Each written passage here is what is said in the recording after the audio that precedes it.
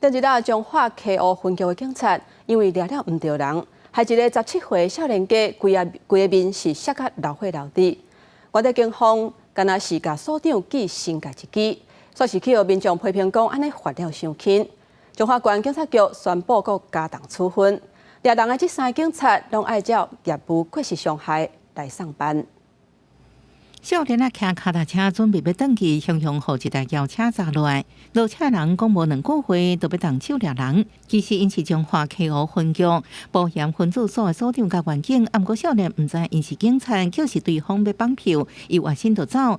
在这过程当中，少年无细致，当着边的铁牛仔流血流滴，毋过3个警察竟然是念着人。警察哪有做错误的代志啦？对无？啊，3个工伫咧头壳食土，听是足艰苦的啦。这要人猛抓，当然倒一个无一定惊啦。当做歹人啦，换当我嘛会惊啦。咁毋是介意啦。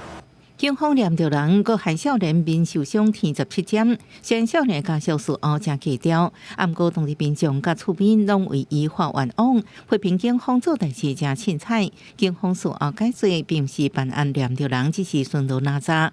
毋过第一时间分局干来针对错班的所长处新界一摆，引起民众不满。彰化县警察局经过2天的调查，10日公布上新的处罚。本案员警穿着便服，未出示证件，依法定程序盘查，违反勤务纪律，所长从重记过处分，并调整非主管职务，另2名员警各以申诫处分，分长监督不周，申诫处分。对了，念着人的3名员警，溪湖分局长也连做处分。